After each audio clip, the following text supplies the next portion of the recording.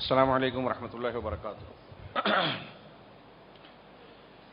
ان الحمد للہ نحمده ونستعینه ونستغفره ونعوذ باللہ من شرور انفسنا ومن سیئات اعمالنا من يهده الله فلا مضل له ومن يضلل فلا هادي له واشهد ان لا اله الا الله وحده لا شريك له واشهد ان محمدا عبده ورسوله اما بعد اعوذ باللہ من الشیطان الرجیم بسم اللہ الرحمن الرحیم یا ایہا الذین آمنوا اتقوا اللہ حق تقاتہ ولا تموتن الا وانتم مسلمون یا ایہا الناس اتقوا ربکم الذی خلقکم من نفس واحدہ وخلق منها زوجها وبث منهما رجالا كثيرا ونساء واتقوا الله الذي تساءلون به والارحام ان الله كان عليكم رقيبا يا أيها الذين آمنوا اتقوا الله وقولوا قولا سديدا يصلح لكم أعمالكم ويغفر لكم ذنوبكم ومن يطع الله ورسوله فقد فاز فوزا عظيما قال الله تبارك وتعالى في كلامه المجيد أعوذ بالله من الشيطان الرجيم بسم الله الرحمن الرحيم تبارك الذي نزل الفرقان على عبده ليكون للعالمين نذيرا وقال تعالى کنتم خیر امت اخرجت للناس تأمرون بالمعروف وتنہون عن المنکر۔ ذمہ داران جمعیت اہل حدیث بنگلور، ذمہ داران مسجد چار مینار، علماء کرام، میرے بزرگوں اور بھائیوں،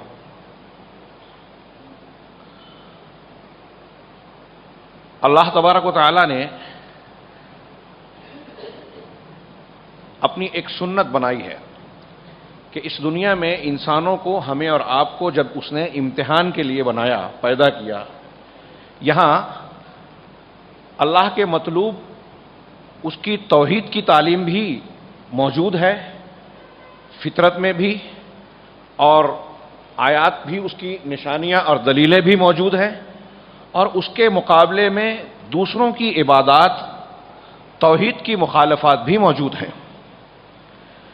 اس تناظر میں اللہ تبارک و تعالیٰ کی ایک سنت ہے کہ بندوں کو اس وقت تک قابل گرفت اور عذاب کے لائق قرار نہیں دیتا جب تک کہ ان کے خلاف حجت پوری نہ کر دے۔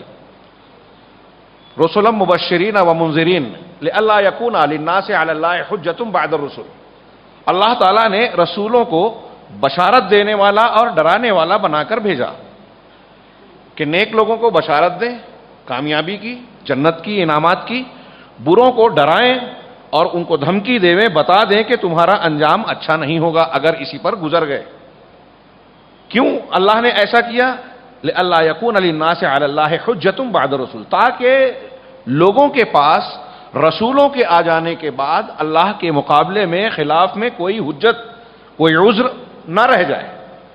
لہذا ہمارے کھانے پینے کی ضرورت، جسم اور شریر کی ضروریات سے بڑھ کر پروردگار نے ہماری روح کی ضرورت کا انتظام فرمایا ہدایت کی شکل میں، اور اس کے لیے حضرت آدم علیہ السلام سے لے کر جناب محمد رسول اللہ صلی اللہ علیہ وسلم تک نبوت و رسالت کا سلسلہ جاری فرمایا، اور نبی کریم صلی اللہ علیہ وسلم کے بارے میں اپنی بہت ساری نعمتوں کے درمیان ارشاد فرمایا، لقد من اللہ علی المؤمنین اذ بعث فیہم رسولا من انفسہم۔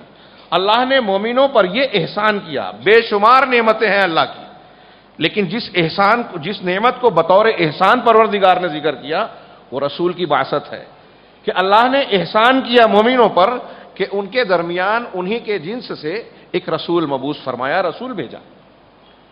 یہ اللہ کی سب سے بڑی نعمت، جناب محمد رسول اللہ صلی اللہ علیہ وسلم کی بعثت اور آمد کائنات کے لیے سب سے بڑی نعمت ہے۔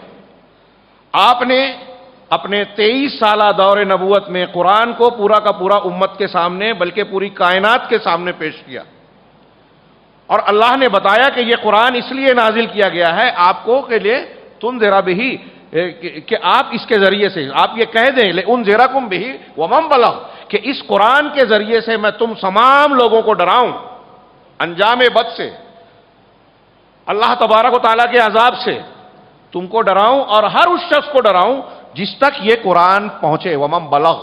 اہل علم نے اس کی تفسیر کرتے ہوئے ارشاد فرمایا کہ اللہ کے نبی صلی اللہ علیہ وسلم کے زمانے سے لے کر قیامت تک ہر زمانے اور ہر علاقے کے لوگوں کے لیے یہ جملہ ہے کہ قرآن کو کی تعلیمات جہاں جہاں پہنچے گی سب کو ڈرانے کا فریضہ اللہ کے رسول کی طرف سے ادا کیا جا رہا ہے. نبی کریم صلی اللہ علیہ وسلم نے اپنی حیات طیبہ میں اس کائنات کو ایک کامل دین دیا. ہم یہ جملہ کہتے ہیں تو آپ اور ہم بارہا اس کو دہراتے ہیں کہ دین اسلام کامل و مکمل ہے. یہ کوئی چھوٹی موٹی بات نہیں ہے، سادہ سا جملہ ہم دہراتے رہتے ہیں، لیکن اس ایک جملے کو اگر آپ غور سے پرکھیں اور یہ دیکھیں کہ ہم اسلام کے بارے میں کہہ رہے ہیں یہ مکمل ہے، اس کے مقابلے میں دنیا میں بہت سارے مذاہب، ادیان، افکار، ازم پائے جاتے ہیں. کمپیریزن کریں، موازنہ کریں کہ کیا دین اسلام کے مقابلے میں کوئی اور دین یہ دعویٰ کر سکتا ہے کہ ہمارا یہ دین مکمل ہے، انسان کے تمام مسائل کا حل اور اس میں رہنمائی پیش کرتا ہے؟ اگر میں اس موضوع پر اس کی تفصیل میں جاؤں تو کافی وقت چلا جائے گا، لیکن وہ میرا موضوع نہیں ہے. اللہ تبارک و تعالیٰ نے ایک مکمل دین دیا. جناب محمد رسول اللہ صلی اللہ علیہ وسلم نے پیشاب پاخانے کے آداب بھی بتائے. مونچھ کاٹنا چاہیے، داڑھی چھوڑ دینا چاہیے، بغل کے بال اکھیڑنا چاہیے، زیر ناف بال کو لوہے سے مرد ہو یا عورت صاف کرنا چاہیے، ناخن تراشنا چاہیے، مسواک کرنا چاہیے. سونے کے آداب کیا ہیں، کھانے کے آداب کیا ہیں، یہاں سے لے کر عقائد تک کوئی چیز جناب محمد رسول اللہ صلی اللہ علیہ وسلم نے چھوڑی نہیں.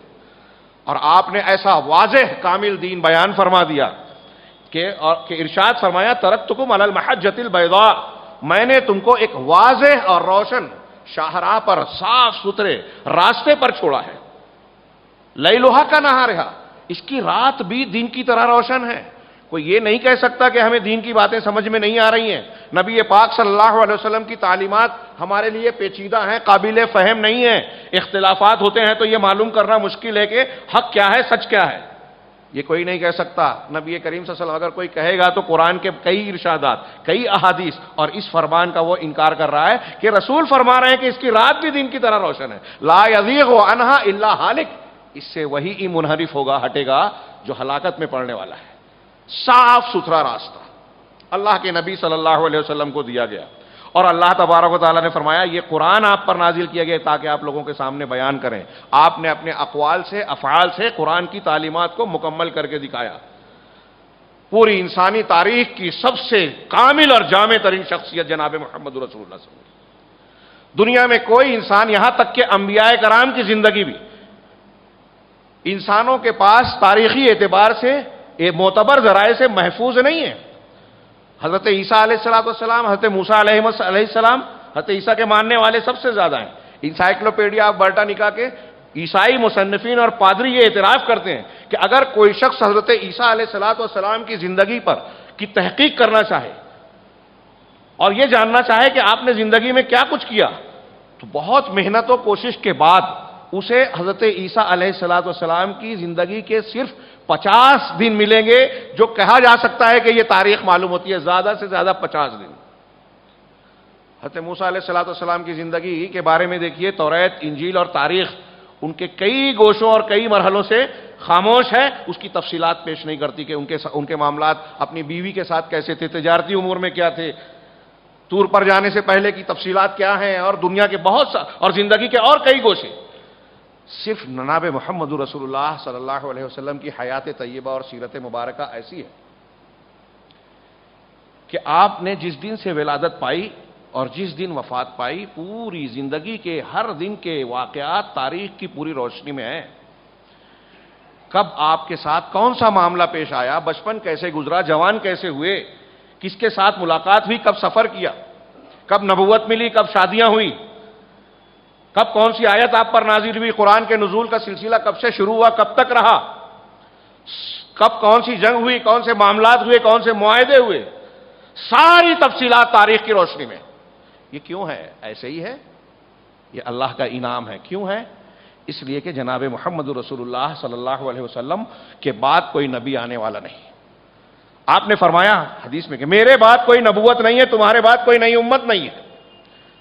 جب آپ کے بعد کوئی نبی نہیں آنے والا اور میں نے شروع میں بتایا کہ یہ اللہ کی سنت ہے کہ لوگوں پر حجت پوری کرتا ہے پروردگار، کہ کوئی یہ عذر نہ پیش کر سکے قیامت کے دن کہ ہمیں شریعت نہیں معلوم تھی، توحید کا علم نہیں تھا، حقیقت اور سچا دین معلوم نہیں تھا، اس لیے ہم باپ دادا کے طریقے پر چل گئے، ماحول کو اختیار کر لیا، فلاں اور فلاں ازم کو لے لیا، ہماری عقل نے یہ کہا ہم نے مان لیا۔ یہ عذر قیامت کے دن اللہ کے یہاں نہیں چلے گا اور اس بنیاد پہ کوئی کامیاب نہیں ہو سکتا۔ اللہ تعالیٰ حجت پوری کرتا ہے۔ اب جب نبوت کا سلسلہ تھم گیا، ختم ہو گیا جناب محمد رسول اللہ صلی اللہ علیہ وسلم کی رسالت پر، تو ضروری تھا کہ آپ کی نبوت قیامت تک محفوظ رہے اور لوگوں پر حجت پوری ہوتے رہے۔ اور یہ خود رب العالمین نے قرآن میں مختلف مقامات پر پڑھا، جس میں سے ایک آیت میں نے پڑھی، تبارک الذی نزل الفرقان، بابرکت ہے وہ ذات اللہ کی ذات بابرکت ہے جس نے فرقان کو، حق و باطل میں فرق کرنے والے کو، قرآن کو نازل فرمایا علی عبدہ، اپنے بندے پر، جناب محمد رسول اللہ صلی اللہ علیہ وسلم پر۔ کیوں نازل فرمایا؟ لیکون للعالمین نذیرا، تاکہ وہ تمام جہانوں کے لیے ڈرانے والے بن جائیں۔ جناب محمد رسول اللہ صلی اللہ علیہ وسلم تو اپنے دور میں اپنی زندگی گزاری اور نبی کریم صلی اللہ تبارک و تعالیٰ کا وقت مقرر آیا، آپ اس دنیا سے رخصت ہو گئے۔ اب للعالمین نذیرا آپ کیسے بنے؟ وما ارسلناک الا رحمۃ للعالمین، تمام جہانوں کے لیے رحمت آپ کیسے بنیں گے؟ وہ اس طرح سے کہ اللہ تبارک و تعالیٰ نے آپ پر نازل کیا ہوا قرآن کی بیان کی ہوئی آپ کی تفسیر، وہ چاہے قول کی شکل میں ہو، فعل کی شکل میں ہو، عمل اور معاملات کی شکل میں ہو، جس کو ہم سنت اور احادیث کہتے ہیں، اس کو اللہ تبارک و تعالیٰ نے محفوظ بنا دیا اور اس کا ذمہ لیا، قرآن میں بیان کیا، انا نحن نزلنا الذکر وانا لہ لحافظون۔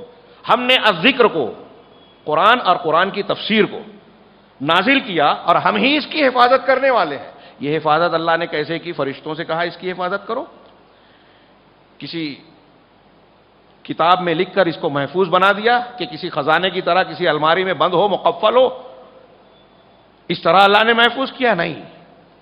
اس کے لیے اللہ تبارک و تعالیٰ نے اپنے قرآن کے ذریعے سے امت محمدیہ کو، جناب محمد رسول اللہ صلی اللہ علیہ وسلم کے ذریعے پہلے مخاطبین صحابہ کرام اور ان کے بعد ان کی نسلوں کو خطاب کر کے کہا، کنتم خیر امت اخرجت للناس، تم خیر امت ہو، بہترین امت ہو، جو لوگوں کے لیے برپا کی گئی ہو۔ پوری دنیا کی ذمہ داری ہے تم پر، امت محمدیہ پر، جو لوگوں کو نیکی کا حکم دیں گے، برائی سے روکیں گے۔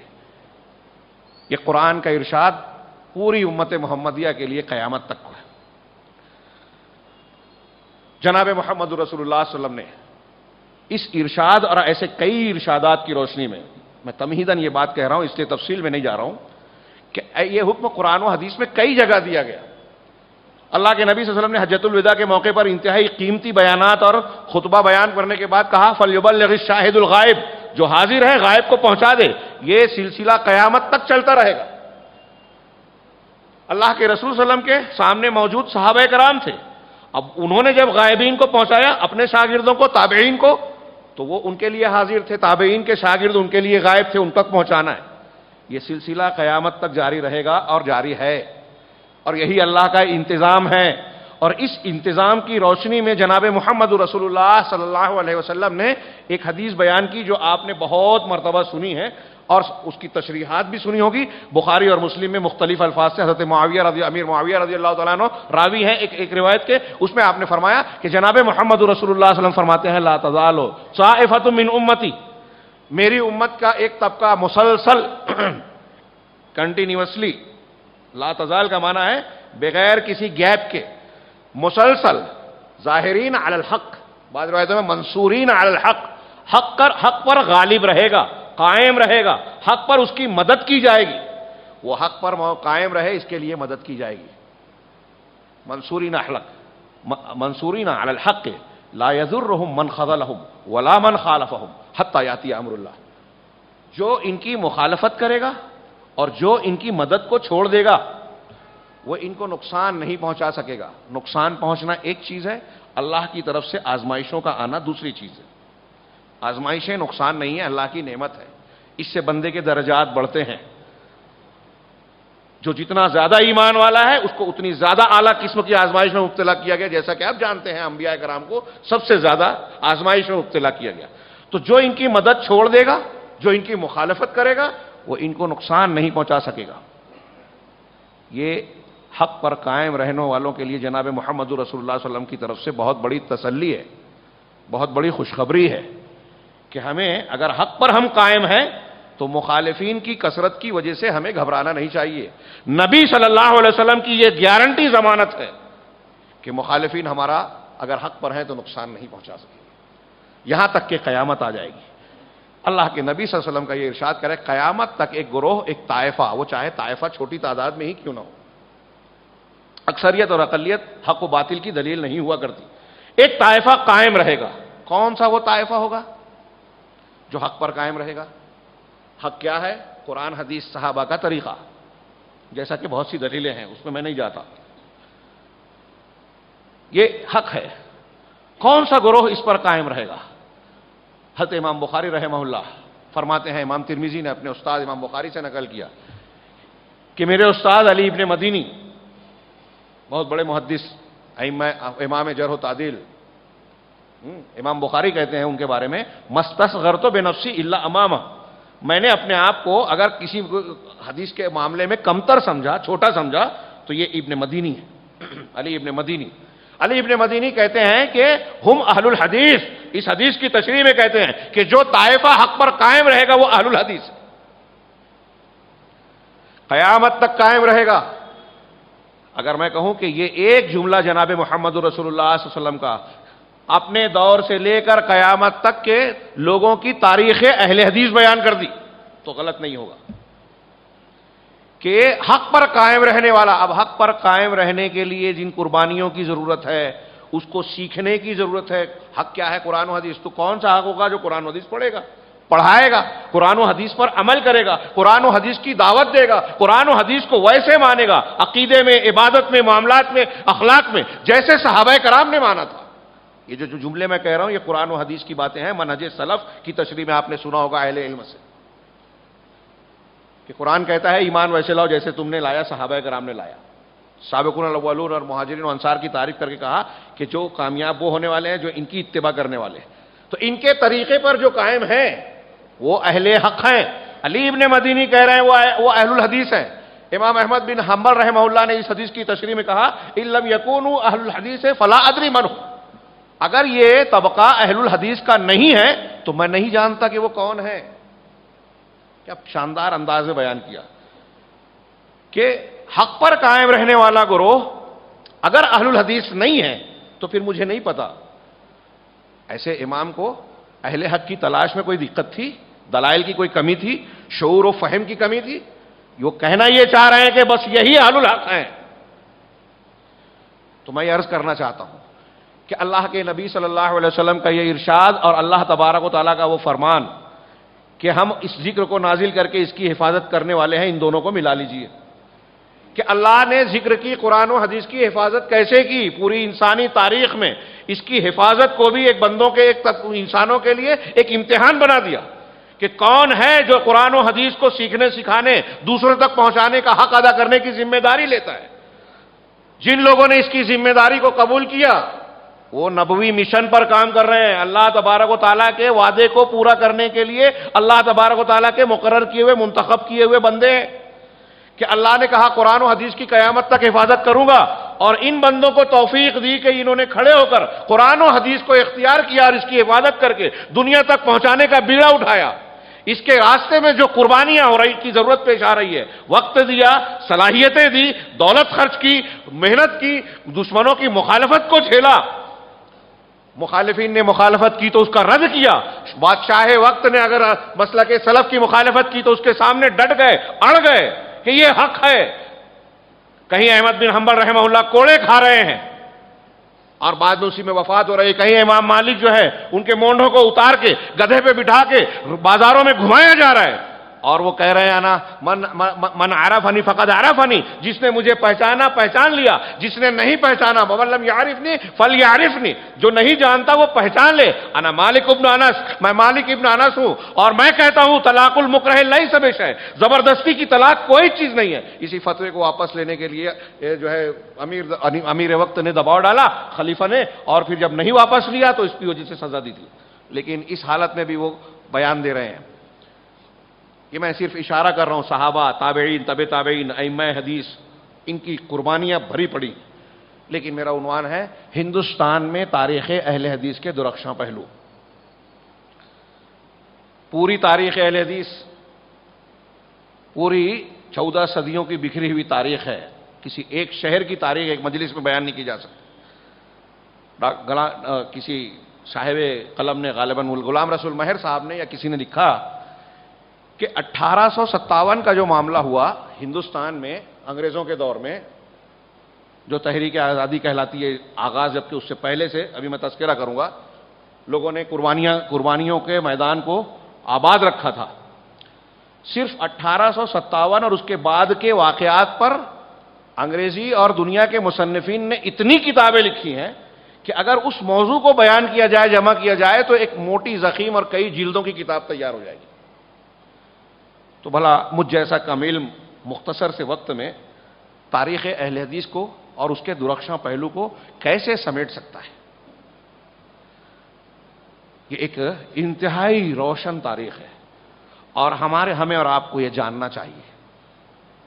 اس کا تذکرہ چھیڑنے سے پہلے میں یہ شکوہ ذکر کروں، جو میں نہیں ہمارے بڑے بڑے علماء نے کیا ہے، کہ اغیار نے تو ہمارے ساتھ سوتیلا برتاؤ کیا. مسلمانوں کی تاریخی کارناموں کو، وطن اور دین کے لیے ان کی قربانیوں کو لوگوں نے تاریخ کے گرد و غبار میں چھپا دینے کی کوشش کی دوسروں نے. ان کا شکوہ ہم کیا کریں؟ خود ہم اور آپ، ہماری جماعت نے اپنے اسلاف کے ان کارناموں کو جاننے اور اسے محفوظ رکھنے کی وہ فکر نہیں کی جس کی ضرورت تھی. ہم نے اس سے خود بے اعتنائی برتی ہے.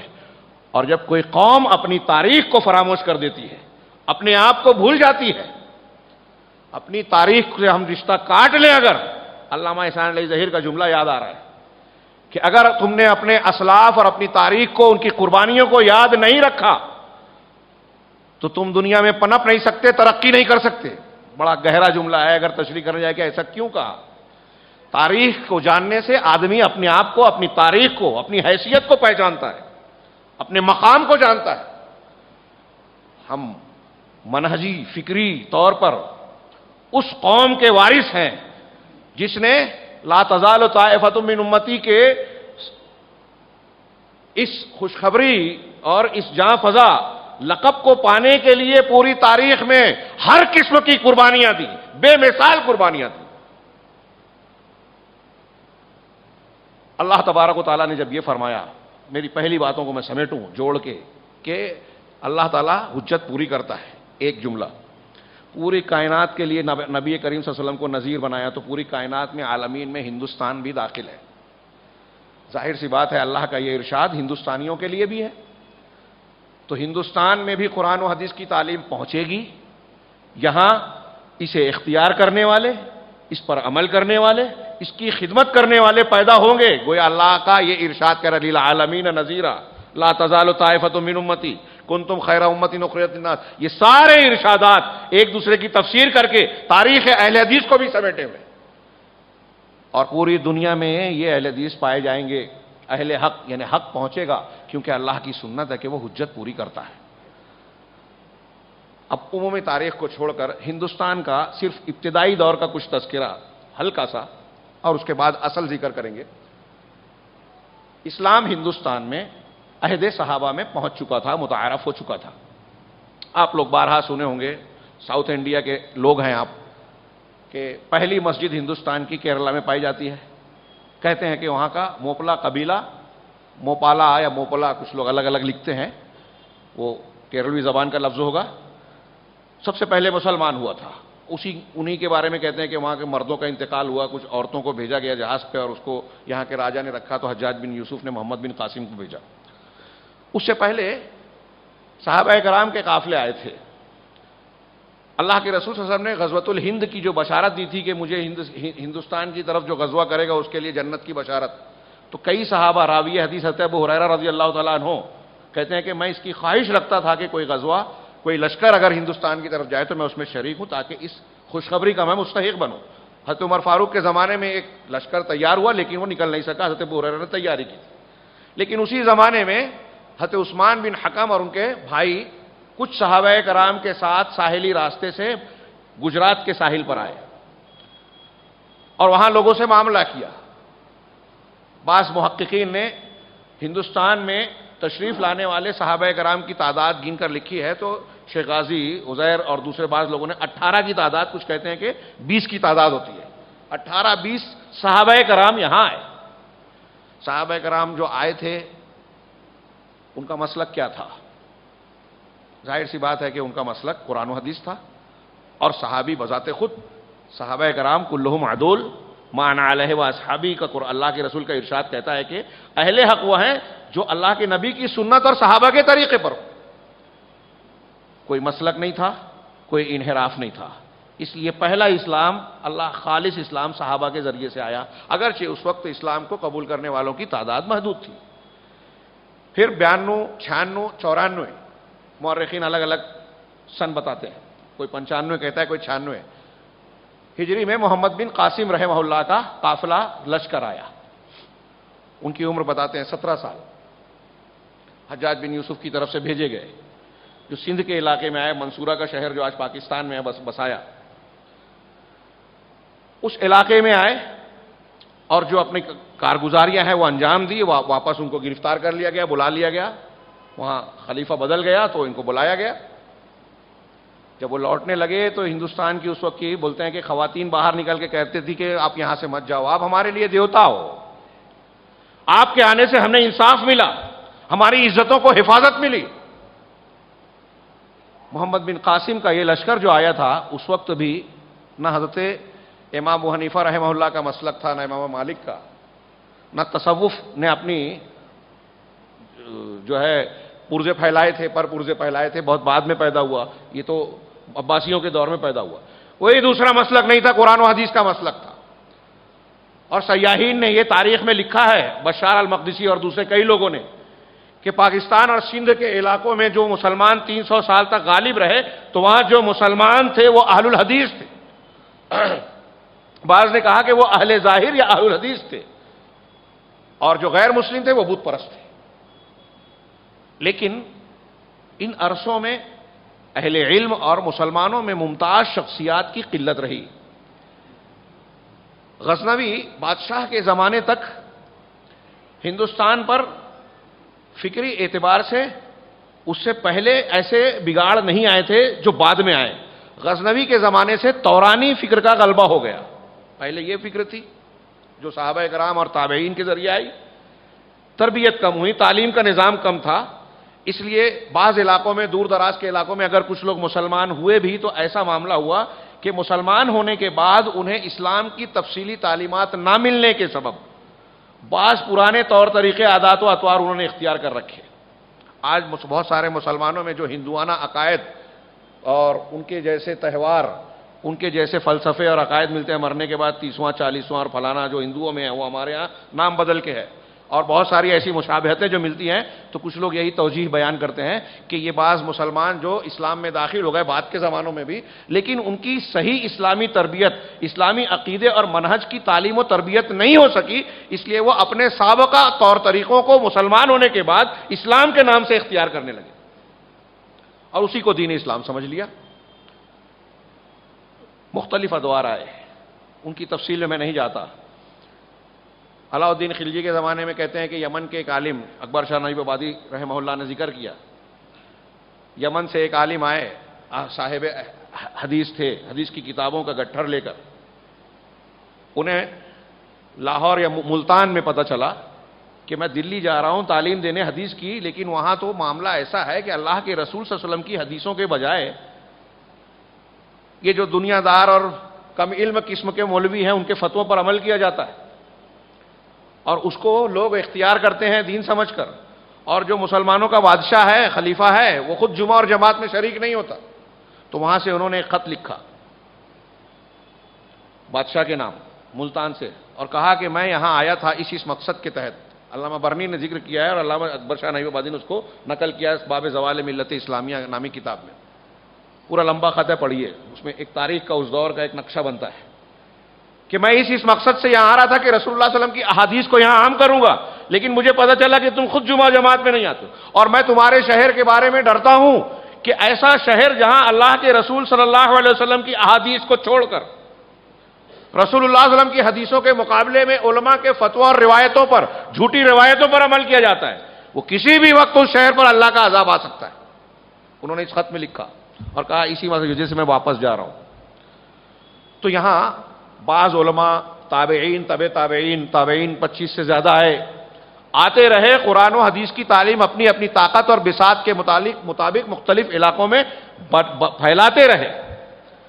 بعض بادشاہ بھی ایسے آئے، جیسے کہتے ہیں محمد تغلق، جس کے بارے میں لوگوں نے ان کو بے وقوف مشہور کیا، وہ بے وقوف نہیں تھے، قرآن و حدیث کی تعلیمات کو، رائے کو نافذ کرنا چاہتے تھے، اس لیے ان کو بے وقوف بدنام کیا گیا۔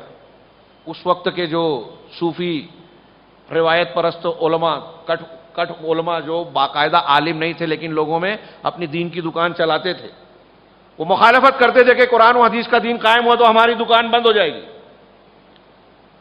اس کی مخالفت کی، سازشیں کی، حکومت گرانے کی کوشش کی۔ اس کا وزیر جو بہت دیندار اور قرآن و حدیث کا جانکار تھا، راجستھان کے، اکبر شاہ نائب آبادی نے ذکر کیا، راجستھان کے ریگستان میں اس کے پورے خاندان کے ساتھ انتہائی بے دردی سے قتل کر دیا گیا۔ ایسے کئی نشے و فراز آئے۔ نتیجہ یہ تھا کہ ہندوستان میں پہلے تورانی فکر اور پھر اس کے بعد مغلیہ دور آیا تو ایرانی فکر کا غلبہ ہوا۔ قرآن و حدیث کے دین، محدثین کے اور اہل الحدیث کے طریقے کے مقابلے میں یہاں تصوف، صوفیت کے بگڑی ہوئی شکل، ہندو دھرم کے اثرات کے ساتھ اسلام پر عمل کرنے کی ایک رواج سا چل پڑا۔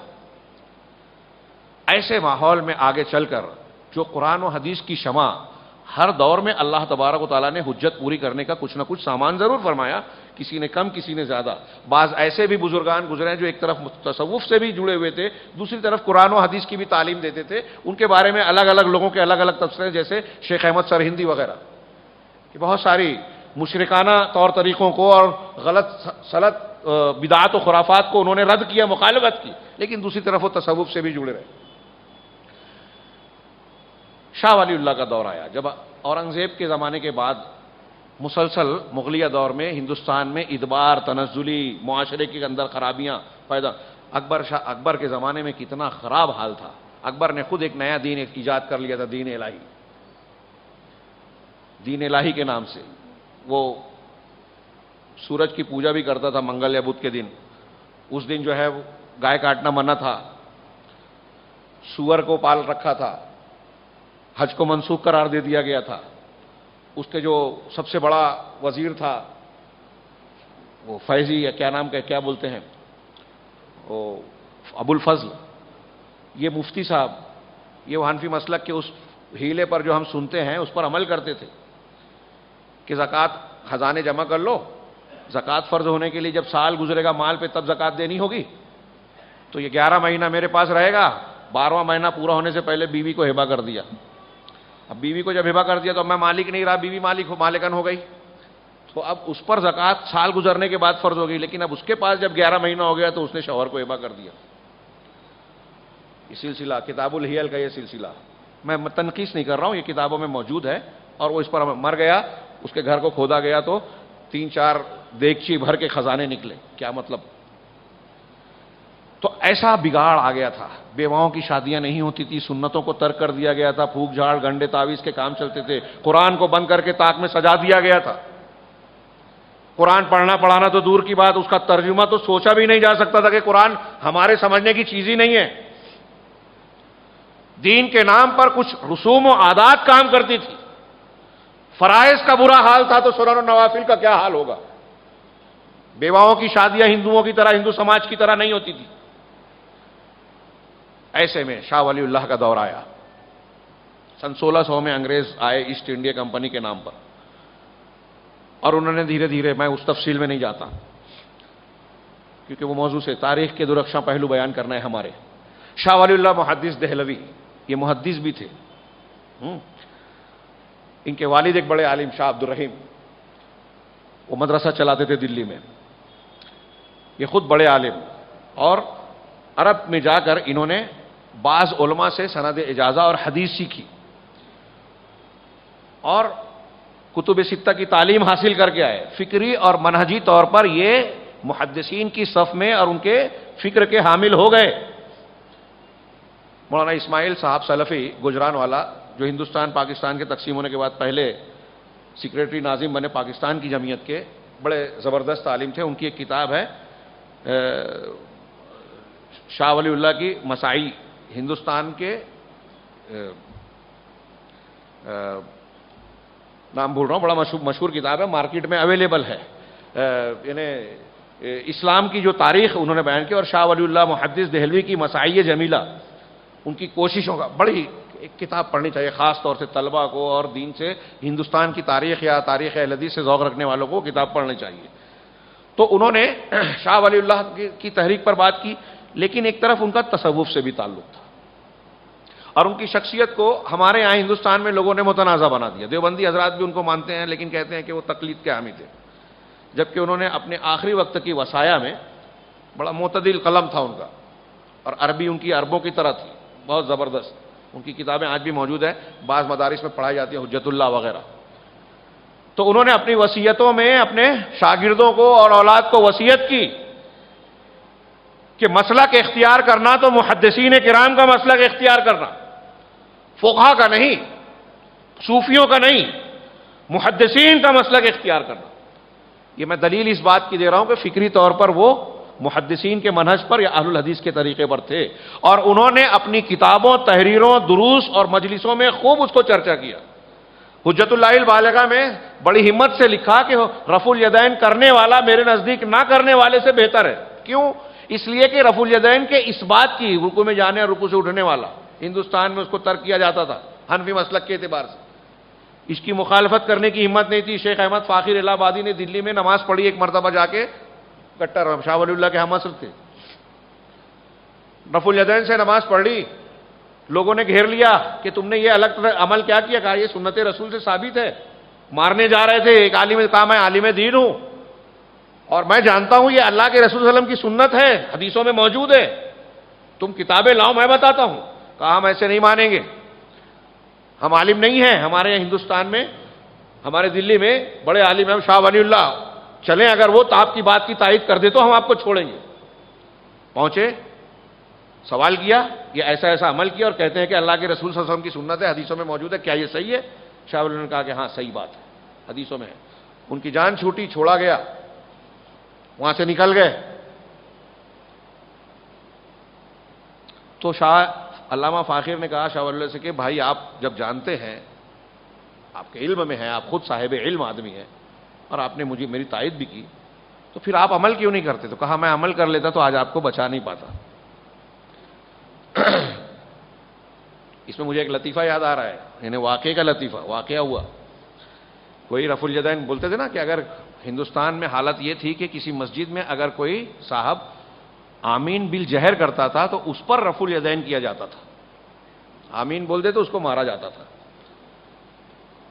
پابندی لگ گئی تھی کہ ہماری مسجدوں میں یہ نہیں کر سکتے، تو افغانی پٹھان کچھ آتے تھے اس وقت دلی میں کپڑا بیچنے، ہمارے علماء اہل حدیث نے ان سے پوچھا، کچھ پٹھانوں کو بلایا اور پوچھا کہ آپ لوگ دن میں کتنا کما لیتے؟ کہا اتنے تک بنا لیتے ہیں لگ بھگ۔ کہا ہم آپ کو اتنا پیسہ دے دیں گے، ہمارا کام ایک کرو۔ کہا کیا کام کرنا ہے؟ کہا اللہ کے رسول کی سنت ہے، دیکھیے حدیث بتائی سمجھائی، یہ سنت رسول ہے کہ جب امام سورہ فاتحہ پڑھ لے تو آمین کہا جائے۔ پھر کہا آپ کو کام یہ کرنا ہے کہ دن بھر جو ہے مختلف مسجدوں میں جو ہم بتائیں گے وہاں جائیے، جہری نمازوں میں آپ امام جب سورہ فاتحہ پڑھے تو آمین کہو بلند آواز سے۔ کہا یہ تو بڑی اچھی بات ہے، اللہ کے رسول کی سنت پر عمل کریں اور اس پر پیسہ بھی ملے، بالکل کریں گے صاحب۔ تو یہ مسجدوں میں پہنچے پٹھان صاحبان، اب امام وہاں حنفی مسجد میں پڑھا الحمدللہ رب العالمین، یہ کہہ رہے ہیں آمین، الرحمن الرحیم آمین، مالک یوم الدین آمین، ہر آیت پہ آمین کہہ رہے ہیں۔ تو لوگوں نے پوچھا یہ بھائی یہ کون لوگ آ گئے؟ تو بتایا کیا؟ کہا بس سنت ہے۔ کہا سنت تو ولضالین کے بعد ہے، آپ تو ہر آیت پہ پڑھ رہے ہو۔ کہا ٹھیک ہے آپ کو بولنا ہی ہے تو ولضالین پہ بولو۔ یہ ایک طریقہ تھا اس بات کا کہ لوگوں کو اس بات کا مانوس بنایا جائے، اور کوئی شخص اگر اہل حدیث بھولا بھٹکا کسی مسجد میں جا کے اس سنت پر عمل کرے تو مار کھانے سے بچ جائے۔ یہ علماء اہل حدیث کی خدمات کا آپ کو اور ہم کو چھوٹی بات لگتی ہے، لیکن اس ماحول میں دیکھیے، اسی ماحول کی بات ہے شاہ ولی اللہ محدث دہلوی نے جب سب سے پہلے قرآن کا فارسی میں ترجمہ کیا تو لوگوں نے ان پر قاتلانہ حملہ کیا کہ یہ آدمی اللہ کے کلام اور قرآن کو سمجھنے سمجھانے کی کوشش کر رہا ہے، اس کی یہ جرت۔ اندازہ لگائیے، آج ہم تو یہاں مسجد میں بیٹھے ہوئے ہیں، یہاں قرآن کے تراجم رکھے ہوں گے، آپ میں سے ہر شخص آسانی سے پڑھ سکتا ہے، تقسیم کر سکتا ہے، خرید سکتا ہے، کوئی بھی عالم یہاں درس قرآن اور درس حدیث دے سکتا ہے۔ ہندوستان میں یہ جو قرآن و حدیث پڑھایا جا رہا ہے مدارس میں، مساجد میں، اور ہم قال اللہ قال رسول کی صدائیں بلند کر رہے ہیں، سن رہے ہیں، کوئی میں جھوٹا اور بے بنیاد دعویٰ نہیں کر رہا ہوں۔ حنفی علماء سید سلیمان ندوی جیسے لوگوں کو اعتراف ہے کہ یہ جماعت اہل حدیث کی خدمات اور قربانیوں کی برکت ہے کہ قال اللہ قال رسول کی وہ صدائیں جہاں جو مدارس سے اٹھنا بند ہو گئی تھی وہ پھر سے سنائی دینے لگی۔ قرآن کا درس دینا ہندوستان کی مساجد میں اس دور میں جرم تھا۔ یہ اہل حدیث علماء نے ہمت کی، مار کھایا، چپل سے پتھر سے ہاتھ پیر سے مارا جاتا تھا۔ محمد جونا گڑھی صاحب کو چپل سے مارا اور کہا، ان کے خاندان کے ایک چشم چراغ اس مسجد میں امام و خطیب تھے، کہ آمین کہو گے؟ کہا انشاءاللہ کہوں گا، اللہ کے رسول کی سنت ہے۔ یہ کوئی چھوٹے موٹے معاملات یا دو چار واقعات نہیں ہیں، ہر طرف میں عرض کر رہا تھا سلسلہ وار شاہ ولی اللہ محدث دہلوی نے یہ وصیتیں کی، کتابیں لکھی، کتابوں میں دروس میں انہوں نے اہل حدیث فکر اور مزاج کی ترویج کی، عملاً یہ کام نہیں کر سکے۔ ان کے بیٹوں میں سب اکثر اہل علم، شاہ عبد الغنی، شاہ عبد القادر، شاہ عبد العزیز، انہوں نے کتابیں لکھی، مدارس میں تدریس کی، دروس دیتے تھے، لیکن اپنے شاگردوں کو بتاتے تو تھے لیکن ان کا زیادہ اثر نہیں ہو سکا کہ کھل کر قرآن و حدیث کی تعلیمات کو بیان کریں۔ بقول مولانا ابوالکلام آزاد، اس دور میں بڑے بڑے اصحاب جبہ و دستار، علم و فضل کے بڑے ماہرین اور بڑی بڑی شخصیات تھیں، لیکن دعوت و عظیمت کے منصب کے لیے اللہ تبارک و تعالیٰ نے یہ خلع، یہ لباس جس کے لیے مقرر کیا تھا، اس دور میں چنا تھا شاہ اسماعیل کو اس کام کے لیے۔ لیکن شاہ اسماعیل کو بھی مطابعت اور ساتھ اختیار کرنا پڑا سید احمد کا، جو تصوف سے اور کسی حد تک حنفی مسلک سے بظاہر جڑے ہوئے تھے، فکراً اہل حدیث تھے۔ میں تو یہی سمجھتا ہوں اپنے مطالعے میں، ہو سکتا ہے کچھ لوگوں کو اختلاف ہو جو اس موضوع کو جانتے، پڑھتے پڑھاتے ہیں اور عناب بیان کرتے ہیں، کہ اگر سید احمد کی بجائے شاہ اسماعیل کو امیر مجاہدین یا لشکر بنایا جاتا تو شاید وہ کامیابی اور وہ پذیرائی نہیں ملتی لوگوں کو، کیونکہ ان کا معاملہ بالکل کھلا ہوا تھا۔ سید احمد صاحب خود بہت دیندار شخصیت، مزاجن قرآن و حدیث کی طرف مائل۔ شاہ عبد العزیز نے فتویٰ دیا، اس سے پہلے شاہ ولی اللہ اور شاہ عبد العزیز کے فتوے سے پہلے ہندوستان کی تاریخ اہل حدیث کا ایک درخشہ پہلو سلسلے کے مطابق اسی زمانے میں یا اس کے بعد شروع ہو چکا تھا سید احمد صاحب سے، وہ ہے بنگال کے علاقے میں۔ حاجی شریعت اللہ ایک شخصیت گزری بنگال میں، یہ 17 سال کی عمر میں حج کے لیے گئے مکہ المکرمہ، اور وہاں عرب علماء سے تعلیم حاصل کرنے لگے، 20 سال وہاں تعلیم حاصل کی، اور وہاں سے آنے کے بعد بنگال میں انہوں نے باقاعدہ دینی تحریک کا آغاز کیا، اس کا نام فرائضی رکھا، وہاں کے ماحول کے اعتبار سے فرائضی کی تفصیلات اپنی جگہ میں اس میں نہیں جاتا، اور ان کا کام کرنے کا طریقہ بالکل ویسا ہی تھا لگ بھگ جو عرب میں دریا اور اس حجاز کے علاقے میں شیخ محمد بن عبد الوہاب رحمہ اللہ کا طریقہ کار تھا، بدعات خرافات کی مخالفت کرنا، قرآن و حدیث کی تعلیمات کا لوگوں کو ذمہ دار بنانا، اسلامی طور طریقوں اور اسلامی تعلیمات کو زندگی میں نافذ کرنا اور رسم و رواج کا صفایا کرنا، اس پورے کام کو انہوں نے گویا اپنے علاقے میں اپنے شہروں اور ریاستوں میں کام دینے کی شروعات کی، انجام دینے کی شروعات کی، اور اس تحریک کا نام فرائضی تحریک رکھا۔ یہ تھے ان کے بیٹے عبد محسن احمد دودو میاں جن کو کہا جاتا تھا، ان کے بعد انہوں نے اس تحریک کا بار سنبھالا۔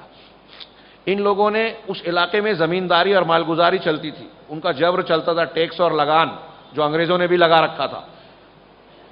حاجی شریعت اللہ اور ان کے بیٹے نے اس کی مخالفت کی، اور ان کے بعد اسی بنگال کے دوسرے علاقے میں نثار علی تیتو میاں جو سید احمد اور ان لوگوں کے شاگرد تھے، یہ بنگال کے تھے، یہ وہاں پہنچے تو ان کا طریقہ کار بھی انہوں نے اختیار کیا، اور ان لوگوں نے باقاعدہ انگریزوں کی مخاصمت کی، مخالفت کی، لگان نہیں دیں گے، زمینداری ختم کر دیں گے، ٹیکس ظالمانہ ٹیکس ہم کو قبول نہیں ہے، آپس میں عشر اور زکوٰۃ کا سلسلہ قائم کر کے غربا اور مساکین کی مدد کا سلسلہ شروع کیا، اسلام کے احکامات کی تنفیذ شروع کی، قرآن و حدیث کی تعلیم کو ترویج دی، اور بعد میں ہندوستان میں سب سے زیادہ مختلف محاذوں پر قربانی دینے والے افراد سب سے زیادہ مغربی بنگال سے ہی ملے، اور اس کے بعد بہار سے۔ ان تین لوگوں کی تحریک فرائضی 1802 سے انہوں نے شروع کی تھی، اور پھر 1818 تک، اور اس کے بعد جو ہے بالا کوٹ کا جب سانحہ پیش آیا 1831 میں، تو اسی موقع پر جو ہے یہ تیتو میاں، نثار علی عرف تیتو میاں، ان کا بھی معاملہ ختم ہوا یا ان کا خاتمہ کیا گیا۔ لیکن اس دوران شہیدین کے شاگردان اور ان لوگوں کی کوششوں کے نتیجے میں بنگال میں یہ آگ سلگ چکی تھی قرآن و حدیث کی تعلیمات اور تحریک کی۔ پھر سید احمد شہید نے جب دیکھا کہ ہندوستان میں دین کے ساتھ بہت برا برتاؤ کیا جا رہا ہے، یہاں فریضہ حج کے تعلق سے لوگوں نے فتویٰ دے رکھا ہے، کچھ علماء نے کہ حالات اور راستے واضح نہیں ہیں، اس لیے یہ حج کا فریضہ منسوخ ہو گیا، من استطاع الیہ سبیلا، جس کی طاقت ہو اس کو حج کرنا ہے، تو ہماری طاقت ہی نہیں ہے، لہذا یہ منسوخ ہے، ہم کو کرنے کی ضرورت نہیں ہے۔ مغلوں کے دور میں اور اکبر وغیرہ نے تو یہ سب فتویٰ اپنے درباری علماء سے دلوا رکھا تھا، بعد میں انہوں نے بھی دے رکھا تھا۔ تو سید احمد نے اس فریضے کو زندہ کرنے کے لیے، مجھے یاد پڑتا ہے کہ 300 کی تعداد کو ساتھ لے کر ہندوستان کے مختلف حصوں سے گزرتے ہوئے ساحل پر گئے اور پانی کے جہاز سے حج کے لیے گئے۔ حج سے واپس آنے کے بعد انہوں نے شاہ عبدالعزیز کے فتوے کی روشنی میں کہ ہندوستان میں مسلمانوں پر ظلم ہو رہا ہے، ہندوستانیوں پر ظلم ہو رہا ہے، انگریزی سامراج یہاں مخالفت کر رہا ہے، سکھوں کے مظالم پنجاب میں ہو رہے ہیں مسلمانوں پر، لہذا یہاں اسلام کی خدمت، دین کی خدمت اور لوگوں کو جو ملک کی خدمت اور تعمیر کے لیے لوگوں کو اکٹھا کرنا چاہیے، اور ظالم حکمراں سے مقابلہ کرنا چاہیے، ان کے ظلم کی روک تھام کی تدبیر کرنی چاہیے۔ چنانچہ انہوں نے بیعت کا سلسلہ شروع کیا خفیہ طور سے، کافی لوگوں نے بیعت کی، ان کے ساتھ میں شاہ اسماعیل تھے۔ شاہ اسماعیل صاحب قاضی بھی تھے، قائد تھے، مفتی تھے، مصنف تھے، مقرر تھے، خطیب تھے، یہ ان کے ساتھ ساتھ شانہ بشانہ۔ پھر ان لوگوں نے جب بیعت کر کے ایک جماعت تیار کی تو ہندوستان میں اپنے افراد کو بھیجا۔ درخشاں پہلو، وقت کتنا ہے؟ مجھے کب تک کرنا ہے؟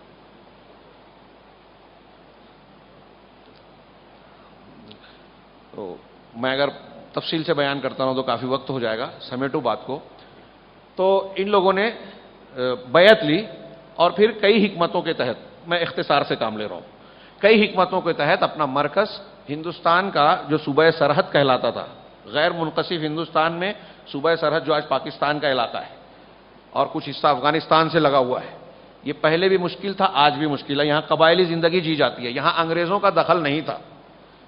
اس لیے پہلے تو سید احمد شہید نے شاہ اسماعیل شہید کو پنجاب بھیجا کہ وہاں ہم کو خبر مل رہی ہے کہ مسلمانوں کے ساتھ ظلم زیادتی ہو رہی ہے، وہاں رنجیت سنگھ کی حکومت تھی پنجابی کی، اس نے مسلمانوں پر بڑے مظالم ڈھائے، مسلم عورتوں پر کی عزتوں پر ہاتھ ڈالا، مسجدوں کو چھین کر وہاں جو ہے اس کو دوسرے مصرف میں لے لیا، ایسے کئی مظالم روا رکھے تھے، لہذا انہوں نے کئی حکمتوں کے تحت شاہ اسماعیل شہید بھیس بدل کے جا کے پنجاب کے پورے حالات معلوم کر کے آئے، واپس آنے کے بعد حقائق بتائے، اور پھر یہ پورا لشکر جو ہے صوبہ سرحد گیا، منگل استھانہ اور ایسے کئی علاقے ہیں ان کے جو مراکز بدلتے رہے۔ یہاں شاہ اسماعیل شہید جو ان کے ساتھ تھے، ان کا تعارف بہت اہمیت کا حامل ہے۔ میں نے عرض کیا شاہ اسماعیل، جن کے بارے میں مولانا آزاد نے کہا اور بتایا کہ دعوت و عزیمت کا جو خلعت ان کے لیے اللہ نے مقرر کی تھی، وہ اس دور کے بڑے بڑے لوگوں کے لیے نہیں تھی، تو انہوں نے ان کے بارے میں جملہ لکھا کہ جو بات بڑے بڑے اس وقت کے سورما اور علماء بند کمروں میں اور حجروں میں کہنے سے ڈرتے تھے، شاہ اسماعیل شہید نے جامع مسجد کے زینوں پر ببانگے دوحل زینوں پر اور ممبر پر بیان کی۔ سواری کے لیے بادشاہ وقت مغل بادشاہ کھڑا ہوتا تھا، شاہ اسماعیل کھڑے نہیں ہوئے، شکایت کی گئی، بلایا گیا، جو گفتگو کی بادشاہ کو قائل کر لیا، کہا کہ تم سواری کی جو ہے بے حرمت بے عزتی کرتے ہو؟ کہا نہیں تو میں تو جن کے نام کی ہے ان کی بڑی عزت کرتا ہوں، رسول اللہ صلی اللہ علیہ وسلم کی اور حضرت علی اور اہل بیت کی۔ کہا تم کھڑے نہیں ہوتے؟ کہا اگر آپ عزت کرتے تو آپ سواری کو یہاں کیوں بلاتے، آپ خود ان کے پاس جاتے۔ ان سے ایسی گفتگو کی۔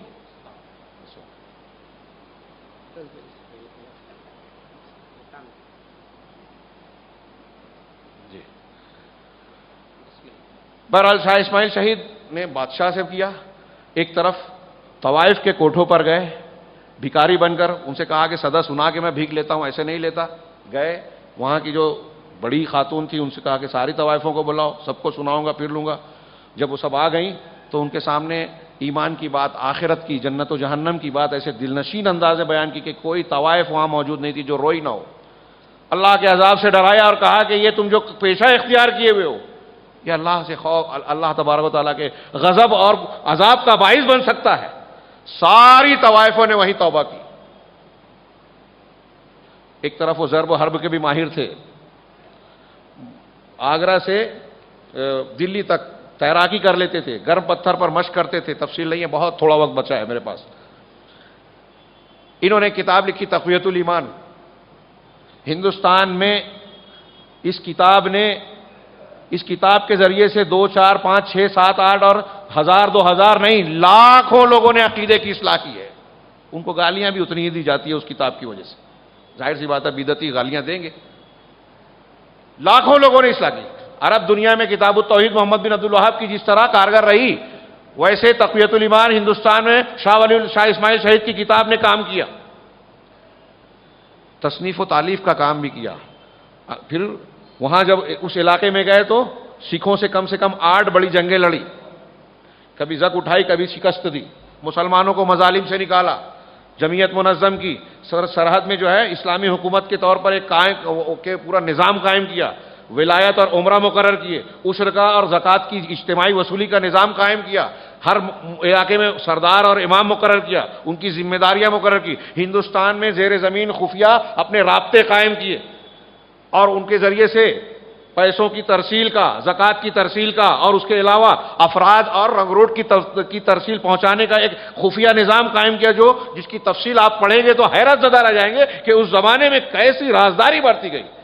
اور ایسے ان کے جو قربانیاں دینے والے لوگ تھے کہ اگر CID پیچھے پڑ گئی، مجاہدین کا نقشہ اور پروگرام پاس میں ہے تو بچنے کے لیے ٹرین میں جانے کے بعد اپنے چاقو سے اپنی ایک آنکھ نکال لی تاکہ میں بچ جاؤں. کسی نے پوچھا کہ آنکھ کیوں ضائع کر دی؟ کہا کہ میری ایک آنکھ پورے مجاہدین کے منصوبے سے زیادہ قیمتی نہیں تھی، یہ سارے بچ گئے میری ایک آنکھ کو قربان کرنے سے.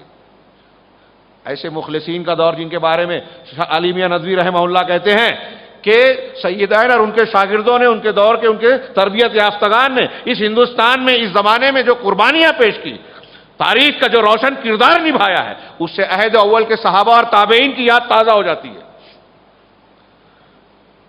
یہ طبقہ اپنی خدمت کرتا رہا. وقت کم ہے، میں اختصار سے سمیٹوں کہ 1831 میں بالا کوٹ میں سکھوں سے مقابلے میں سید احمد اور شاہ اسماعیل دونوں شہید ہو گئے.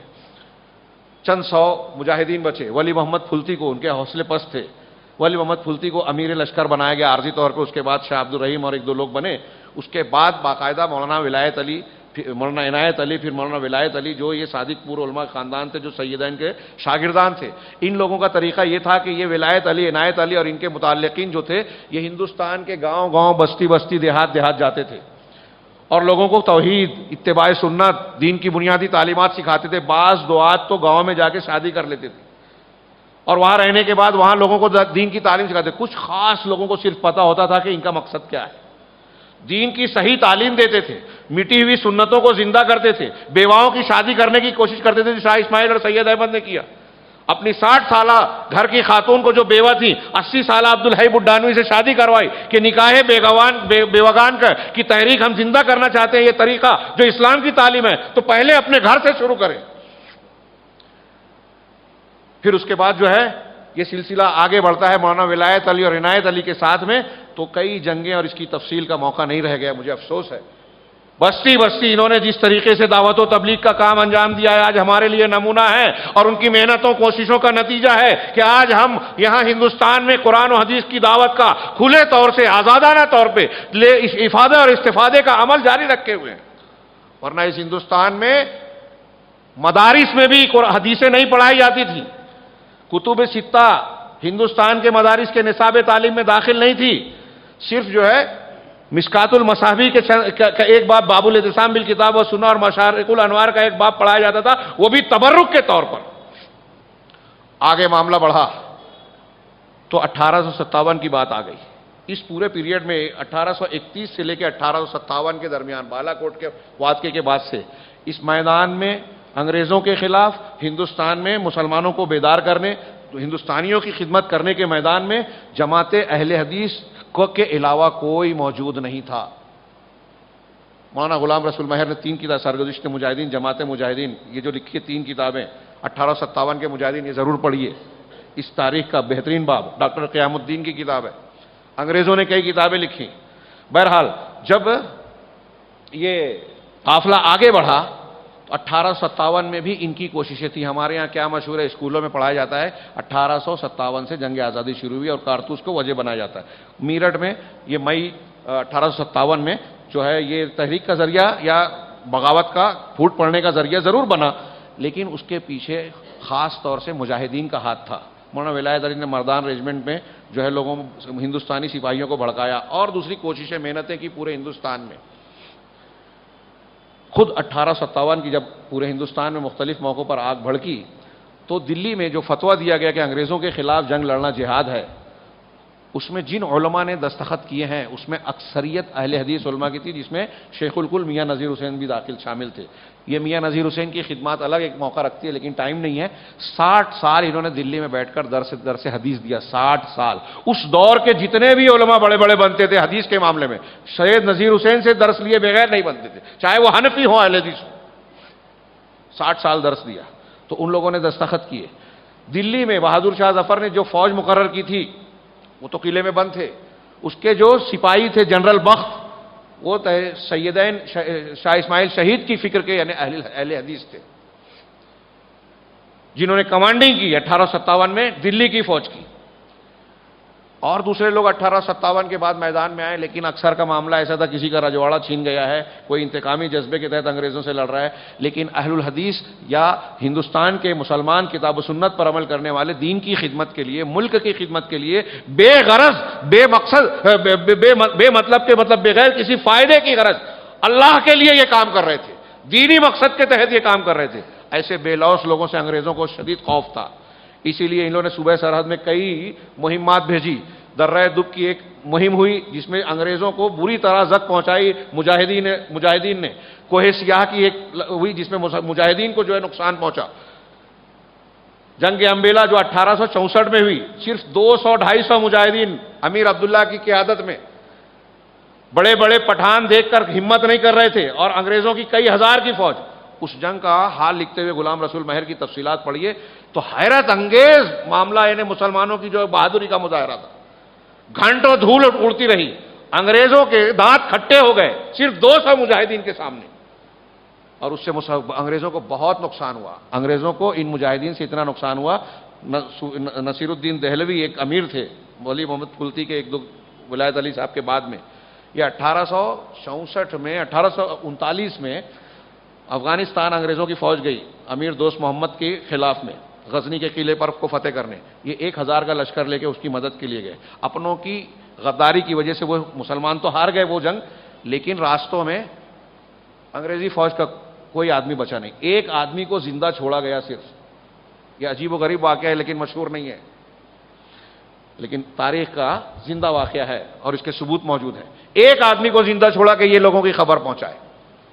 بہرحال 1857 میں سب سے زیادہ پیش اہل الحدیث تھے. اس کی دلیل یہ ہے کہ جب پورے ملک کی بغاوت، جو انگریزوں کے خلاف بغاوت اور حقیقت میں تحریک آزادی تھی، یہ ختم ہوئی تو انگریزوں نے یہ تحقیق ولیم ہنٹر اور اوکنلے کو مقرر کیا کہ یہ تحقیق کی جائے کہ ہماری حکومت کو خطرہ کس سے تھا، کیا وجہ تھی بغاوت کی. تو انہوں نے ایک جج کی رپورٹ کی بنیاد بنا کر یہ رپورٹ تیار کی ولیم ہنٹر نے. اور انڈین مسلم اس کی کتاب ہے، اور یہ جو رپورٹیں ہیں انگریزوں کی وہ آج بھی برطانیہ گورنمنٹ اور ہندوستانی گورنمنٹ میں بعض اس کے چیزیں جو ہے وہ آن ریکارڈ موجود ہے. اس نے لکھا کہ ہندوستان میں ہماری حکومت کو صرف وہابیوں سے خطرہ ہے. وہابی ان کی نظر میں اہل الحدیث تھے، اور یہ نام اہل الحدیث نے نہیں رکھا بلکہ اہل الحدیث نے وہابی اس لیے کہا کہ محمد بن عبد الوہاب کو وہابی کہہ کر ہندوستان میں اس وقت بہت بدنام کیا گیا تھا کہ یہ بزرگوں کے شان میں گستاخی کرتے ہیں، قبر اور مزارات کو توڑتے ہیں اور ایسا کرتے ہیں ویسا کرتے ہیں، لوگوں میں نفرت تھی، تو اہل حدیث سے بھی نفرت پیدا ہو جائے اس کے لیے انگریزوں نے ان کو وہابی کا نام دیا۔ اور یہ رپورٹ آنے کے بعد مجھے بتایا گیا کہ 10 سے پہلے ختم کرنا ہے، صرف 5 منٹ باقی، یہ لمبی داستان ہے۔ اس رپورٹ کے آنے کے بعد پورے ہندوستان میں وہابیوں پر ظلموں اور مظالم کے پہاڑ ٹوٹ پڑے۔ کوئی شخص اگر کسی مسجد میں آمین رفع الیدین کرتا، CID پکڑ لیتی، مخبرین خبر دے دیتے، اچھے دیندار لوگ خبریں دیتے۔ وہابیوں کے خلاف ایسا ایکشن ہوا انگریزی حکومت کی طرف سے، صرف دلی میں اہل حدیثوں کے 15 مدارس کو توڑ دیا گیا، منہدم کر دیا گیا، بلڈوزر چلا دیے گئے، صرف دلی میں 15 مدارس۔ صرف بنگال میں 1 لاکھ اہل حدیثوں کو قتل کیا۔ ڈاکٹر تارا چند ہندو مورخ لکھتا ہے، پورے ہندوستان میں ڈاکٹر تارا چند کے بقول 5 لاکھ وہابیوں کو یعنی اہل حدیثوں کو قتل کیا گیا، جن میں علماء کی بہت بڑی تعداد تھی۔ اس کے بعد مسلمانوں کے خلاف بہت سارے کارروائیاں شروع ہوئیں اور مقدمات دائر ہوئے۔ 1857 میں یہ واقعہ ہو رہا ہے، مدارس اہل حدیث کو توڑا جا رہا ہے، اہل حدیث علماء کی جائیدادوں کو ضبط کیا جا رہا ہے، انہیں کالے پانی کی سزا میں بھیجا جا رہا ہے، ان کے مدارس کو منہدم کیا جا رہا ہے، ان کے گھروں کو اجاڑا جا رہا ہے۔ شاہ احمد اللہ کو بعد میں جب گرفتار کیا گیا، کالا پانی بھیجا گیا، علماء صادق پور کے افراد میں سے ہیں، تو ان کے گھر کے لوگوں کو، بال بچوں کو، عورتوں کو عین عید کے دن گھر سے نکالا گیا، ان کا گھر ضبط کر لیا حکومت نے، عید کے دن گھر سے نکالا گیا۔ اس خاندان صادق پور کی قربانی کے بارے میں پنڈت جواہر لال نہرو ہندوستان کے پہلے وزیر اعظم نے ایک خطاب میں بہار میں کہا تھا، وزیر اعظم رہتے ہوئے، کہ ہندوستان کی آزادی کی تحریک میں جتنے مجاہدین آزادی نے حصہ لیا ہے، اگر ان سارے لوگوں کی قربانیوں اور خدمات کو ترازو کے ایک پلڑے میں رکھا جائے اور بہار کے صرف علماء صادق پور خاندان کے لوگوں کی قربانیوں کو دوسرے پلڑے میں رکھا جائے تو صادق پور کے خاندان کی قربانیوں کا پلڑا بھاری ہوگا۔ یہ کون کہہ رہا ہے؟ پنڈت جواہر لال نہرو۔ 5 لاکھ وہابیوں کو قتل کیا گیا۔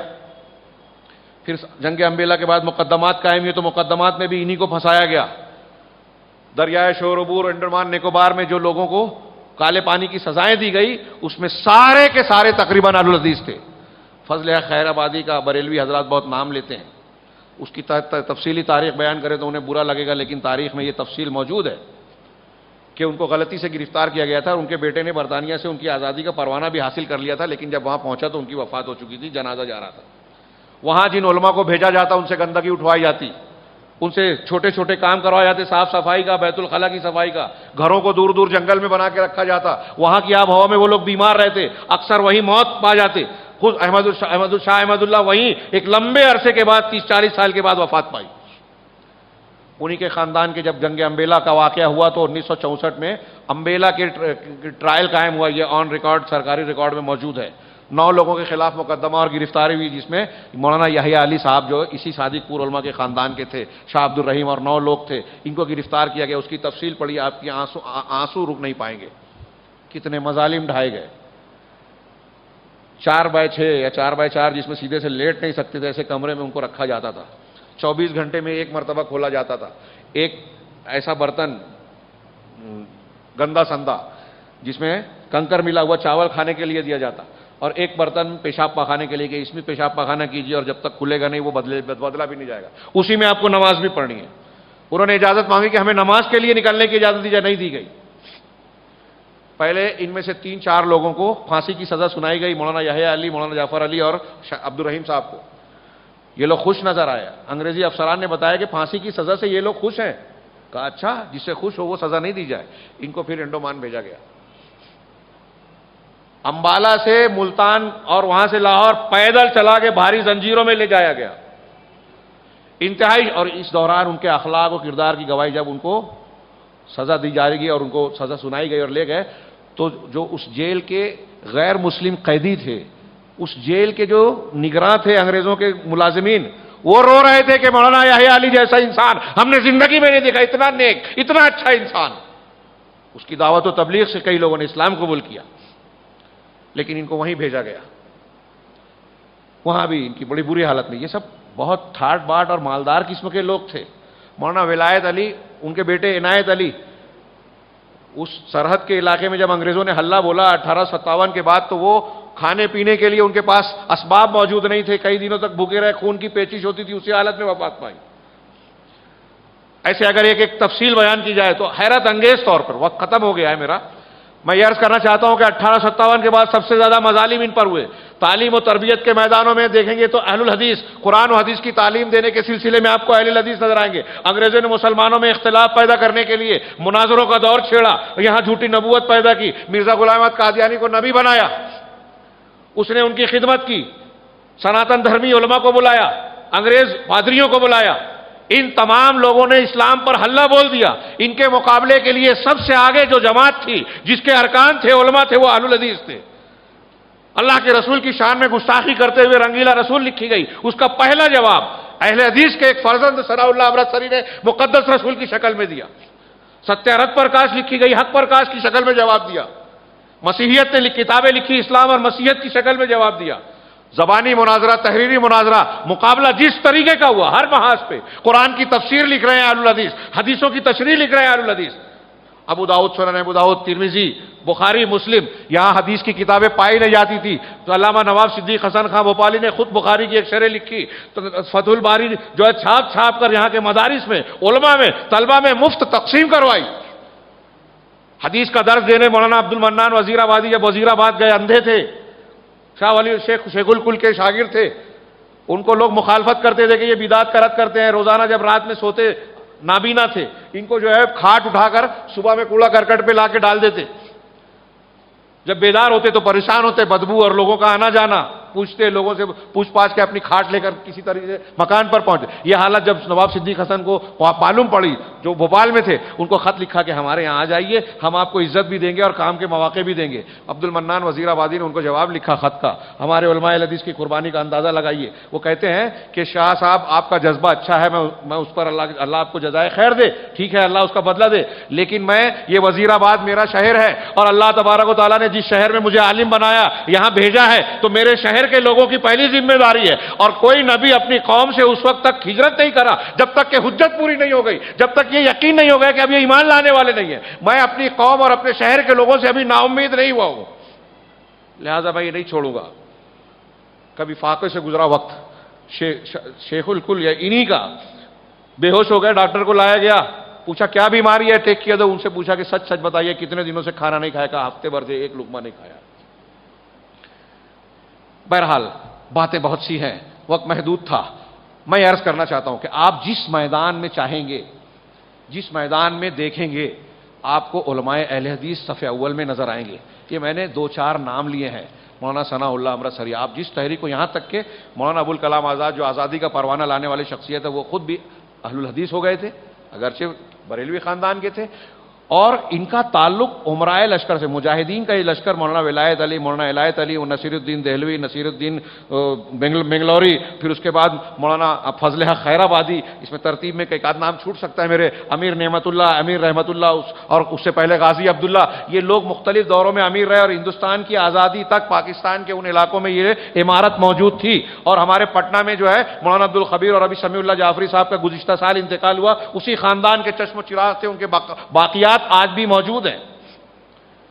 علماء صادق پور کے اور بنگال اور بہار کے علاقوں کے علماء کے، ان لوگوں نے قدم پورے ہندوستان میں گھوم پھر کر جو انہوں نے دعوت کا کام کیا میرے بھائیوں، اس کی وجہ سے قرآن و حدیث کی تعلیم زندہ ہوئی، دعوت سلفیت اور لا تزال طائفۃ من امتی ظاہرین علی الحق کی تفسیر ہم کو نظر آتی ہے۔ بلکہ اس معاملے میں اگر آپ شورش کاشمیری، مولانا میاں ندوی، سید سلیمان ندوی، غیر اہل حدیث علماء اور اہل حدیث علماء کی تحریریں دیکھیں تو ان کا اعتراف ہے کہ اس ہندوستان میں، ہندوستان کے جو سلفیوں نے تحریک شہیدین کی ماتحتی میں جو ہے توحید، اتباع سنت اور اللہ تبارک و تعالیٰ کے راستے میں جو ہے جہاد و قربانی اور اخوت، اس نعرے کو لے کر جو کام انجام دیا ہے، اس کی مثال پورے ہندوستان کی تاریخ میں کہیں دوسری نہیں ملتی، اور دینی اعتبار سے، منہجی اعتبار سے اس سے زیادہ بابرکت اور کامیاب تحریک دوسری کوئی نہیں ہوئی۔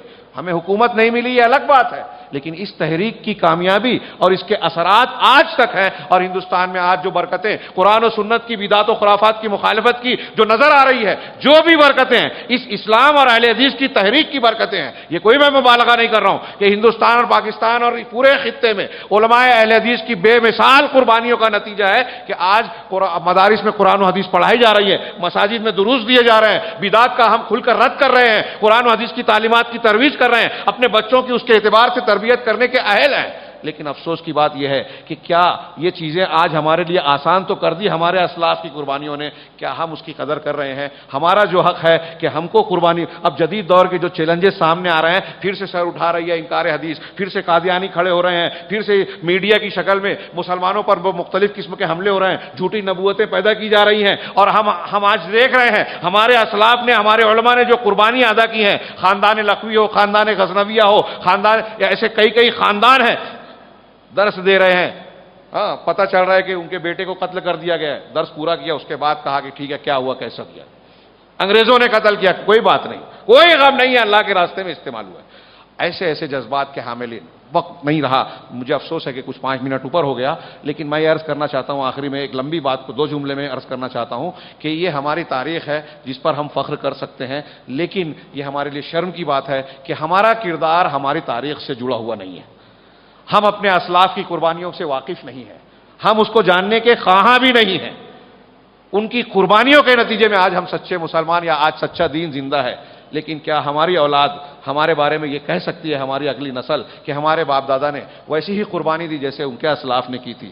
اگر ہمیں اس ذمہ داری کا احساس ہے تو یاد رکھیے پوری دنیا کے باطل افکار مذاہب کے سامنے ہم صاحب حق ہیں، ہمارے پاس اللہ تبارک و تعالیٰ نے وہ امانت دی ہے جس کی ذمہ داری پوری کی جائے تو دنیا کے باطل پرستوں کو حق کی روشنی مل سکتی ہے۔ اللہ تبارک و تعالیٰ سے دعا ہے کہ وہ ہمیں حق پر چلنے والا سپاہی بنائے، اپنی تاریخ سے جڑنے کی ہمیں توفیق عطا فرمائے، اور قرآن و سنت کی سچی خالص تعلیمات کو جس کی آج دنیا کو ضرورت ہے، دنیا اور آخرت کی کامیابی جس میں مضمر ہے تمام لوگوں کے لیے، وہ ہمارے پاس وہ امانت ہے، اللہ تعالیٰ ہمیں اس کی قدر کرنے کی توفیق عطا فرمائے، اس کا حق ادا کرنے کی توفیق عطا فرمائے، دوسروں تک پہنچانے کی توفیق عطا فرمائے، اور اس کی برکت سے پروردگار ہمیں دنیا، برزخ اور آخرت کے ہر قسم کے عذاب اور فتنوں سے محفوظ رکھے۔ اقول قولی ھذا واستغفر اللہ لی ولکم ولسائر المسلمین، وصلی اللہ علی نبینا محمد۔